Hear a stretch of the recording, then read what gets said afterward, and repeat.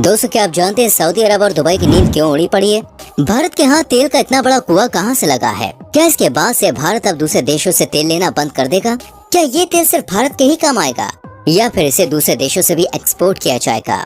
आखिर इससे petrol diesel के भाव में क्या बदलाव देखने को मिलेंगे? अगर आप नहीं जानते तो चलिए आज हम आपको बताते हैं।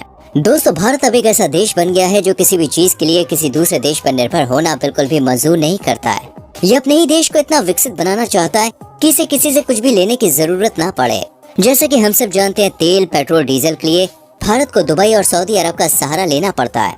इसी वजह से यहाँ के पेट्रोल डीजल के भाव में भी आए दिन उतार चढ़ाव देखे जाते हैं। आज के समय में भारत के लोगों को इतना खाना पीना नहीं अखरता जितना कि पेट्रोल के दाम उन्हें महंगा पड़ता है। पेट्रोल आज के समय में दोस्तों लोगों की जरूरत बन गया है। इसके बिना हम कहीं बाहर जाने की सोच भी नहीं सकते। पेट्रोल की कीमत इसलिए दिन पर दिन बढ़ती जा रही है क्योंकि भारत को इसे दूसरे देशों से एक्सपोर्ट करना पड़ता है, इसलिए सरकार इनकी कीमत में इजाफा कर देती है। लेकिन अब ये चिंता भी जल्द ही खत्म होने वाली है दोस्तों, क्योंकि भारत ने एक ऐसा तेल का कुआं खोद निकाला है जिसकी वजह से अब पेट्रोल की कीमत बढ़ने के बजाय घटती हुई नजर आएगी। और हो सकता है कि आगे आने वाले समय में इस पेट्रोल का इस्तेमाल करना ही भारत बंद कर दे। तेल, डीजल, पेट्रोल ये सब चीजें जमीन के नीचे से निकाली जाती हैं, लेकिन जैसा कि हम जानते हैं कि जमीन के नीचे तो सिर्फ 70% पानी ही मौजूद है, तो सिर्फ इतनी मात्रा में तेल निकालना कैसे संभव है? और वो कौन सा तरीका है जिससे तेल भरपूर मात्रा में प्राप्त किया जाता है? दोस्तों, यूक्रेन और रूस की लड़ाई से पहले हर एक देश अपने लिए एक ऐसे स्रोत की तलाश कर रहा है जो जीवाश्म ईंधन जितना सस्ता और सुरक्षित हो। लेकिन ऐसा नहीं हो पाया, क्योंकि जब इन दो देशों के बीच जंग की शुरुआत हुई तो रूस ने आयातित ऊर्जा को इम्पोर्ट करना बंद कर दिया। इससे हर किसी देश में हाहाकार मच गया और हर कोई अपने लिए ऊर्जा सुरक्षा का इंतजाम करने लगा। हर देश दूसरे देशों से बेहतर करना चाहता था और इसी में ये लोग उलझे हुए थे। लेकिन भारत को इन सब की बिल्कुल भी परवाह नहीं थी, न ही इस पर लड़ाई का कुछ भी असर देखने को मिला था। लेकिन दोस्तों, फिर भी भारत ने ऊर्जा सुरक्षा पहल में अपना योगदान दिया और सबसे बेहतर करने का फैसला किया। एनर्जी का सबसे अच्छा साधन सोलर और विंड को माना जाता है, लेकिन इनको लगातार इस्तेमाल करके ऊर्जा लेना एक बहुत ही बड़ी चुनौती है जो लोगों के लिए मुश्किल ही नहीं बल्कि नामुमकिन है। इसलिए कोई भी इसका लगातार इस्तेमाल नहीं कर सकता है। वैसे तो इस मिशन को पूरा करने के लिए न्यूक्लियर एनर्जी का सहारा भी ले सकते हैं, लेकिन दोस्तों ये बहुत ही जोखिम भरा है, इसलिए हर कोई इस ऑप्शन को छोड़ना ही पसंद करता है। इसके अलावा इलेक्ट्रिसिटी व्हीकल भी मौजूद है, लेकिन ये पेट्रोल डीजल के मुकाबले में फीके हैं। इसलिए भारत ने दूसरा तरीका अपनाया है एक नए मिशन की शुरुआत का, जिसका नाम था राष्ट्रीय हरित हाइड्रोजन मिशन। इसमें सरकार ने करीब 20,000 करोड़ रुपए खर्च किए हैं। ये मिशन दोस्तों इसलिए मंजूर किया गया है ताकि हाइड्रोजन की मदद से घरेलू क्षमताओं में सही से विकास हो सके। अब आप सोच रहे होंगे कि ये तो प्रकृति में आसानी से मिल सकता है, तो फिर इन सब की क्या जरूरत है? तो आपको बता दें दोस्तों, पृथ्वी पर जितनी भी मात्रा में हाइड्रोजन मौजूद है वो एकदम नेचुरल और प्योर नहीं है। ये अपने शुद्ध और मौलिक रूप से दोस्तों बहुत ही कम पाया जाता है। इसलिए अब ग्रीन हाइड्रोजन की शुरुआत की जा रही है जो एकदम शुद्ध और साफ होगा। इसलिए आपको अच्छी तरह से इस मिशन के बारे में बताते हैं और साथ ही ये बताते हैं कि आखिर इस मिशन से क्या फायदा होने वाला है। ग्रीन हाइड्रोजन ये पानी के इलेक्ट्रोलिसिस से मिली वो हाइड्रोजन होती है जिसे बनाने के लिए या तो सोलर एनर्जी का इस्तेमाल किया जाता है या फिर विंड की मदद से इसे बनाया जाता है। इन दोनों से ही हाइड्रोजन प्राप्त होती है। वही प्रति यूनिट के हिसाब से भी दोस्तों हाइड्रोजन में ज्यादा एनर्जी पाई जाती है। यही वजह है कि इससे एकदम साफ और शुद्ध एनर्जी मिलती है और ये शुद्ध हाइड्रोजन पानी का एक अच्छा रिसोर्स है। इसकी यही खासियत इसे स्टील उत्पादन और ट्रांसपोर्ट, फर्टिलाइजर, ऊर्जा गहन उद्योगों में लाभकारी साबित करती है। सिर्फ भारत ही नहीं बल्कि दोस्तों ऐसे बहुत से देश हैं जो इस ग्रीन हाइड्रोजन का सहारा ले रहे हैं ताकि कार्बन डाइऑक्साइड जैसी हानिकारक गैस से छुटकारा मिल सके और साथ ही वातावरण में भी कुछ सुधार हो सके, क्योंकि ग्रीन हाइड्रोजन को एक बहुत ही अच्छा रिसोर्स समझा जाता है। ये जीवाश्म ईंधन पर निर्भरता को कम कर देता है, इसलिए हर एक देश इस ग्रीन हाइड्रोजन का ही सहारा लेते हुए नजर आ रहे हैं।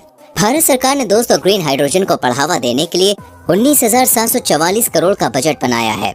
इस रकम में से करीब 17,490 करोड़ रुपए उत्पादन से जुड़ी हुई जो भी प्रोत्साहन योजनाएं उनके लिए और पायलट प्रोजेक्ट्स के लिए 1,466 करोड़ रुपए तय किए गए हैं। वहीं विकास और अनुसंधान के लिए भी 400 करोड़ रुपए और भी ऐसे ही दोस्तों मिशन के लिए 300 करोड़ रुपए लगाए गए हैं, जिससे भारत एक विकसित देश बन पाए और यहाँ पर किसी भी चीज की कोई परेशानी या कमी देखने को ना मिले। भारत सरकार ग्रीन हाइड्रोजन उत्पादन में इन्वेस्ट करने के लिए भी बहुत सपोर्ट कर रही है। इसके लिए सरकार भले ही कम समय के लिए लेकिन इलेक्ट्रोलाइजर पर इम्पोर्ट टैक्स भी माफ करने का विचार बना रही है ताकि लोगों को ज्यादा से ज्यादा सपोर्ट मिल सके। सरकार का कहना है कि हमने साल 2030 तक करीब 50 लाख टन ग्रीन हाइड्रोजन को पाने का टारगेट बनाया है, जिससे ज्यादा से ज्यादा ग्रीन हाइड्रोजन मिल सके। इस मिशन को देखते हुए 19,744 करोड़ रुपए की परमिशन भी दे दी गई, जिससे इस मिशन को पूरा करने में कोई भी रुकावट न आए। इस सपोर्ट को देखते हुए वाराणसी और भी पास के बहुत से क्षेत्रों में विकास की किरण चलती हुई नजर आ रही है। वैसे क्या आप जानते हैं दोस्तों कि एक प्लांट से कितनी मात्रा में हाइड्रोजन बनाया जा सकता है? इसे जानकर आपके भी होश उड़ जाएंगे।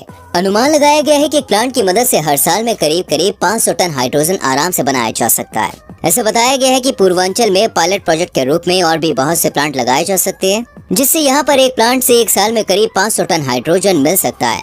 यहाँ पर खेती करने वाले किसान खेती के बचे अवशेषों की मदद से इन्हें कोऑपरेटिव बनाकर बड़ी मात्रा में हाइड्रोजन का उत्पादन आसानी से कर सकते हैं। वहीं सरकार का कहना है कि जो टेक्निकल प्रॉब्लम होगी या जिस भी तरह की इन्हें मदद की जरूरत होगी, वो सारी जिम्मेदारी हमारी होगी। एक्सपर्ट्स ने बताया है कि पूर्वांचल में खेती के उत्पादन से हमें हाइड्रोजन के अधिक से अधिक उत्पादन करने का मौका मिला है।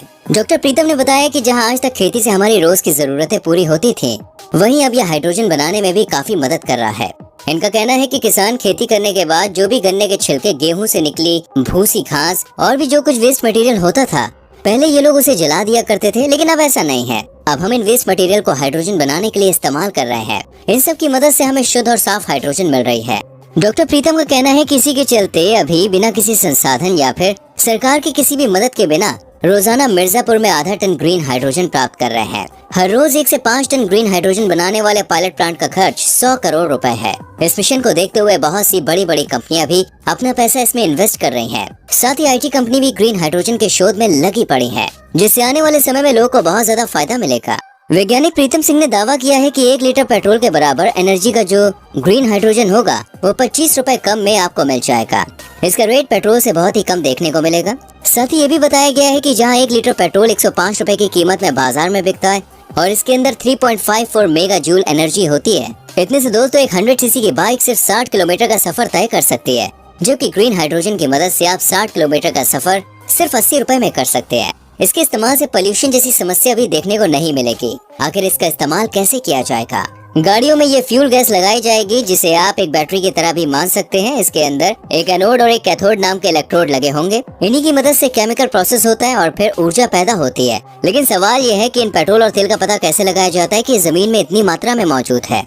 इसके लिए 200 फीट तक जमीन में बोरिंग करके एक बम डायनेमिक को डाला जाता है और जब ये फट जाता है और इसके 10 किलोमीटर के एरिया में भी इफेक्टेड हो जाता है, इसके बाद साइंटिस्ट इससे निकलने वाले सूक्ष्म तरंगों को फोन की मदद से रिकॉर्ड करके इनके बारे में पता लगाते हैं। इसके बाद सुपर कंप्यूटर की मदद से छानबीन के बाद पता लग जाता है कि कहां पर कितनी मात्रा में तेल है।